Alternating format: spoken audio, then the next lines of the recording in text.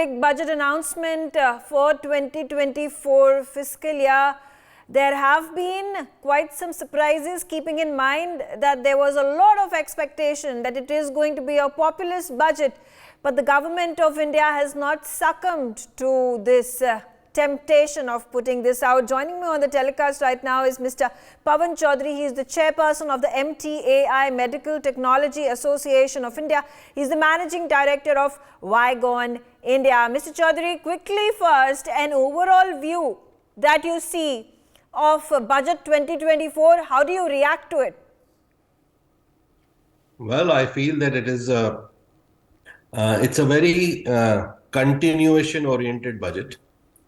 In terms of healthcare, the fact that that ASHA workers who were part of the healthcare delivery service, they have been covered by Ayushman Bharat, is very compassionate. So it has a compassionate undertone that those who are delivering the service should also be allowed the privilege of utilizing it. The second point is regarding maternal and child health care, where several of these schemes have been brought in under one umbrella now, which will allow for standardized and optimal service delivery for mothers and children. And the third point is that medical colleges will be used as nurseries for new hospitals will be used as nurseries for medical colleges, which is great. Absolutely. So I think on the whole, compassion and continuity. Yeah, Mr. Pawan Chaudhary, particularly when the focus comes on Ayushman Bharat, and we talk about Jan Arogya Yojana. This has been in continuation from 2014 up until 2024 as well. This has been a continuous process by the government of India to give subsidized health facilities to the common man, to the poor of our country. There have been lakhs of crores of rupees that have already been invested into it. Can we at this point of time safely say that the results of this systemized plan that has been put in place are now visible? Yes, the results are visible, and the results take time also. When only exception to such a scheme which has just taken off immediately was NHS. When NHS came, it came right after the World War II, where the rich and the poor had to share the same bunkers during bombing. Because of this sharing, they got used to each other, and all the rich and the poor accepted to be treated similarly by the NHS. In every other country, any such health insurance scheme has taken a little time to be adjusted across by the users as well as by the caregivers. From that point of view, if we see, the results which are visible are heartening. Right.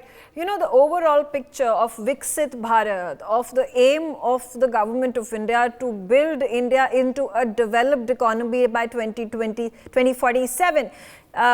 You know, there have to be the sectors that have to be given reflection. They have to be given enough funds, resources, time and manpower. And amongst these four sectors that we can talk about, four pillars, we talk about the poor, the women, we talk about the farmers, we talk about the youth.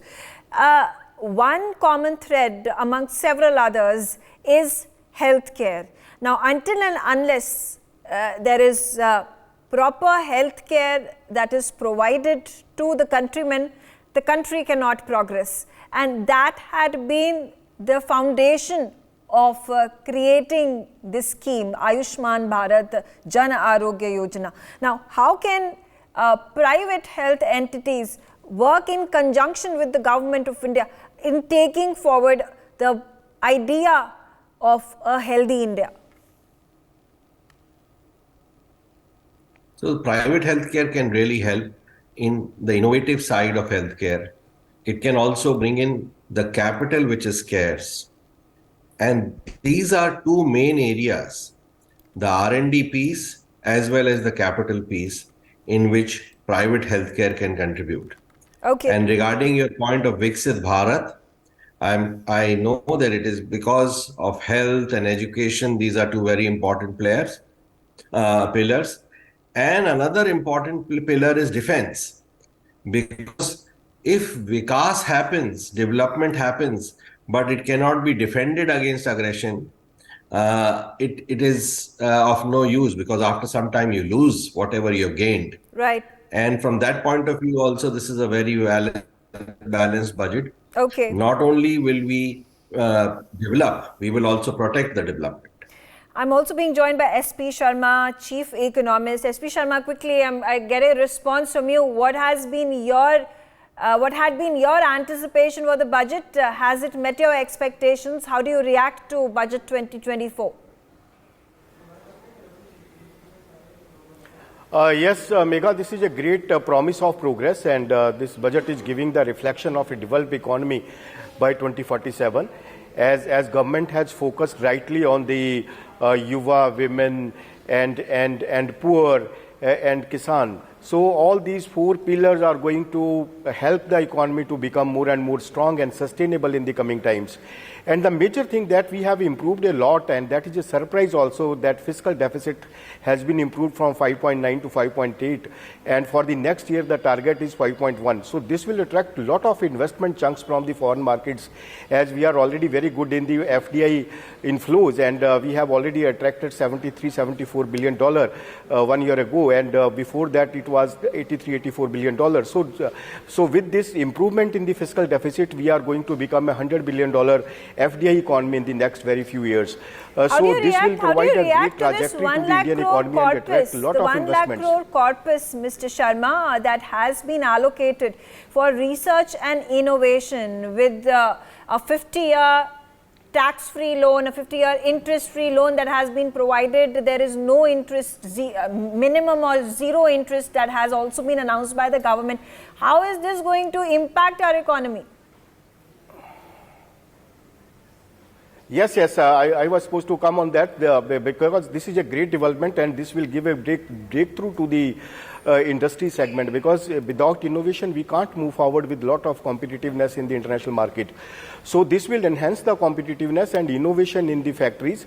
India will be a great economy, innovative economy, because we have a lot of startups. We have more than 1 lakh startups in our economy. So those startups need more and more innovation. So this is a great development which is providing great incentives to the industry to move forward with more and more research and development.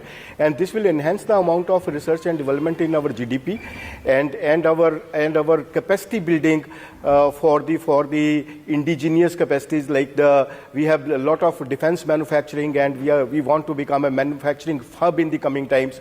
So this is a great announcement by the government that R&D incentives are provided to the industry, which were long awaited since the last many years. So we appreciate this development, and this is going to make India more and more competitive and lucrative in the global charts. I'm going to also reflect on another massive outlay that has been put in by the government when it comes to infrastructure development. And there is a unique figure that has been brought out by the government of India, by the Finance Ministry, of 11,11,111 crore rupees that has been allocated to infrastructure development. This is an increase of 11.1% from the previous year. What is going to be the benefit that subsidiary companies will be able to garner from it, not to mention large number of jobs that it is going to create?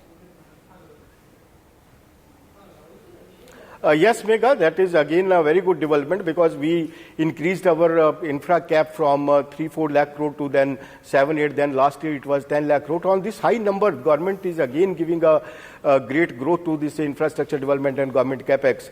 So this is going to create aggregate demand in the economy, because this has already supported the GDP during the difficult times, during the pandemic times. We recovered significantly from the lows of -20% in first quarter of 2021 to the positive growth in the next quarter. So infra investments are very good, and these investments go hand in hand for the increase in the employment and supporting the growth trajectory. That's why our GDP is becoming more and more strong, and we are posting more than 7% growth every year since the coronavirus. So going forward, our growth will remain intact, and this push to the infrastructure will place India a developed economy in the by 2047, and our size is going to become 5 trillion in next 1 or 2 years, and we will become a $7 trillion economy by 2030. So that is the infra push that is provided by the government, and that multiplies the aggregate demand, and we move forward with a lot of employment opportunities for the growing younger population. Absolutely. Akash Jindal, quickly, the first response, what is it that you feel are the key takeaways from the budget? Wonderful budget. It's a great budget. The only thing is the duration of the budget was lesser, and there was no direct tax announcement, so people didn't understand. Otherwise, in long term, it's a great budget. It's a marvelous budget. Now, firstly, the push on infrastructure. 3 rail freight corridor. What it means is a lot of GDP growth, a lot of GST collection growth, plus a lot of jobs. Right from the day one, when the rail freight corridors would be built, there would be massive job generation. Then what happens is, when the rail freight corridors come into action, then goods, raw materials to the factory and finished product from factory to port would reach much, much faster. This is exactly what China did 20 years ago, 15 years ago. So infrastructure, we are heavily investing in infrastructure, generating jobs, generating GDP growth, generating GST collection. Apart from that, the solar thing. Now, solar energy push is a big push. What happens is, in smaller towns, a lot of diesel is used in generator sets. Now, solar energy would mean that lesser crude oil would be imported, and we'll save on forex. Plus, we will be relieved of the volatility of international crude oil prices up to a certain extent. So that's also going to be a big game changer as far as India is concerned. Now, houses to be built in the coming 5 years. What that would mean is, firstly, housing for everyone. We'll be giving houses to lot many people who require it. Then housing is something which generates jobs at every level, right from the construction worker to the mason, to the carpenter, to the painter, to the plumber, to the trucker. So many jobs would be generated.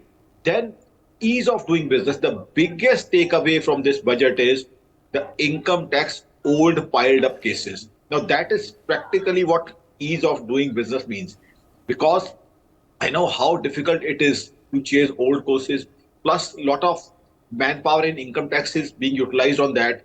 Now, doing away with all those things is a great benefit to the common man and the person who was chasing all those tiny figures that he has been demanded that much amount, and he was going for rectification.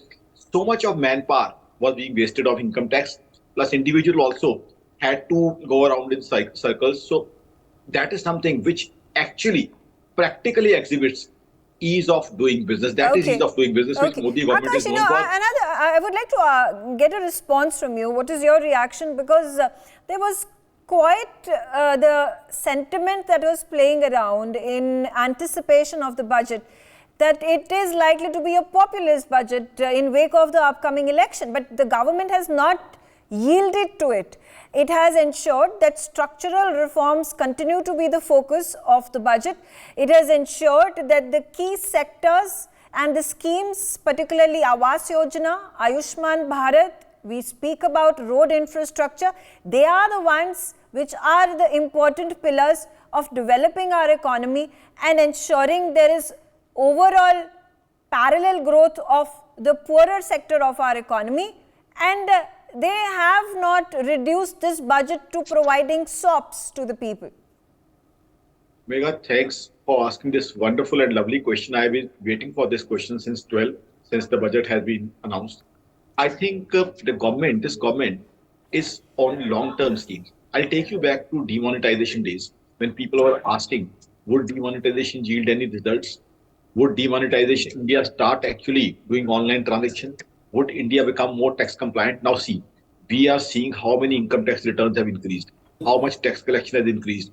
Online transactions, India is number 1 in 2022 amongst all countries in the world. So this government is putting its focus on long-term and structural growth. As far as populism is concerned, now I don't wish to make a political statement, but what I found about is when I talk to people, I think it's almost already concluded that this government is perhaps getting 375 or 400 seats. So I think they have done actual growth and actual welfare. Populism is only required when you don't do good things. If you actually do genuine growth, genuine welfare, then perhaps you need not do populist activities. Now the results this government has already shown is 24.8 crore people have moved out of multi-dimensional poverty index. What it shows is that 24 crore 80 lakh people which were not getting basic health facilities, basic education facilities, basic infrastructure, basic lifestyle facilities, they are getting it now. So that is itself tells that the common man, this has been inclusive growth. The people at the lowest rung of the society, they have benefited from what the government has been doing. Now, just to give you an example, if a rail freight corridor has to be built, the most important person is my brother who is earning 800 rupees dihadi as a majdoor in that construction. Without that, a rail freight corridor can't be built. So he is going to be the key in that. So any growth of infrastructure means inclusive growth. So it's already inclusive growth. The benefits of the growth are already reaching the last mile person. They know they are benefiting. And as far as GDP growth is concerned, let me tell you some figures. The analysis of my organization, akashhandal.in, is this vote on account of budget announcements would increase GDP by 1.25%. I have detailed calculation also. Plus GST collections also would be increased by 10,000 every month. So this is the sort of numbers. I can give you the exact calculations also if somebody wants that. So this is going to be something which is going to impact in long term because this government believes in structural changes. GST also when it came, people had so many doubts, so much of skepticism was there. Now see today's data, 1.72 crores. Second highest collection. Yeah, that's adding. Yeah. Right, absolutely. Rakesh Nangia, chairperson of Nangia Andersem India. Rakesh Nangia, the same question. Your reaction to the budget. Which are the areas that you think the government has been able to cover in an expanded way? Which are the areas that the government may have missed and you may have expected more from the finance ministry? Let me tell you, first of all, we should not say it's a budget. We need to narrow down our mind. It was a vote on account. The moment you say budget, our expectation changes and moves to the different level actually. So the moment we say vote on account, then we know that it was a limited objective. And yes, in every true sense, if you see the statement of Finance Minister, you see the statement of our Prime Minister yesterday, he made it clear that that will be a vote on account and there will be no blockbuster changes coming up. But you share the health of the economy, you share where the country is heading for, you share the government vision actually, and in few cases, you have even allocated the money for the next year. So if I say basically the government tax has not been covered, it was never expected actually to be covered basically, I was expecting only one thing in tax coverage. You know, there are 95% of the SSCs are today individuals. And if you would have touched any small relief to them, it would have reached to 9 crores, to be exactly 8.95 crores people.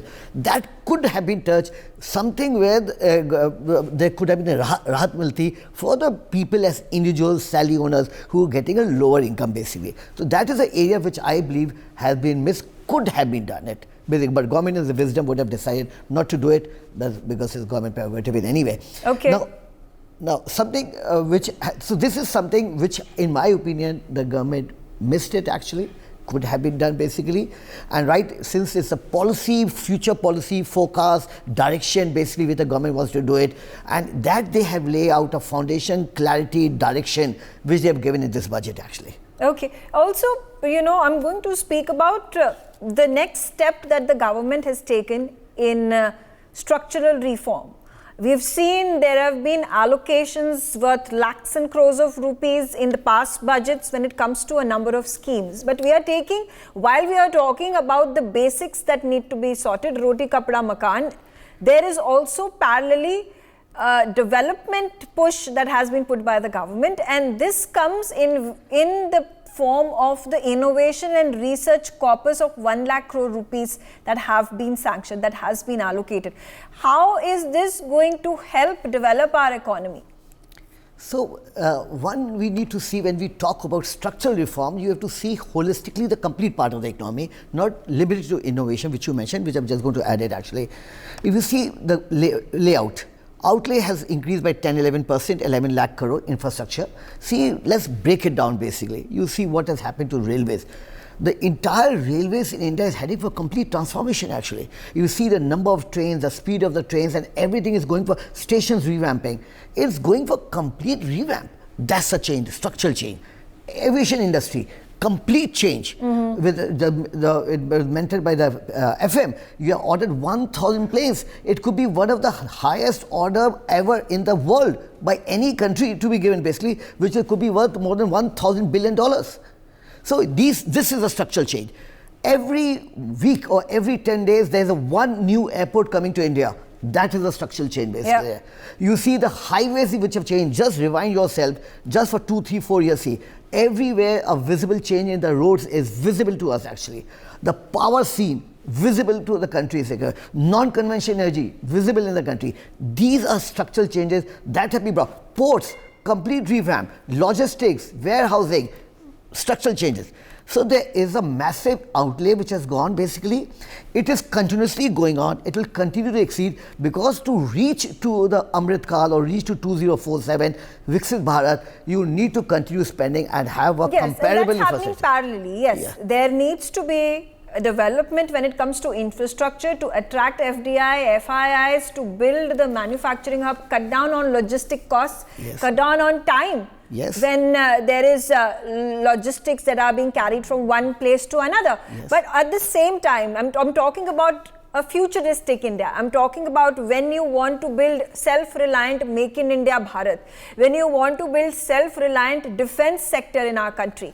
Research, innovation and development is of topmost priority. There has been perhaps a lack of vision that India has witnessed in the past recent years. Have we now become on the journey? Have we at least started off with the journey, with the corpus that has been created, a significant amount that has been allocated from the budget to reach out to all these sectors? You know, artificial intelligence, we talk about the silicon plants, we talk about the, avant-garde deep tech technology, we talk about defense products, we talk about equipment that up until now we have been importing from foreign countries, from US and from Russia and from Israel. So is this going to enhance our capability to build indigenous products, equipment, and thereby make India Atmanirbhar in the truest sense? So let me tell you, the government motto, government slogan, Atmanirbhar Bharat.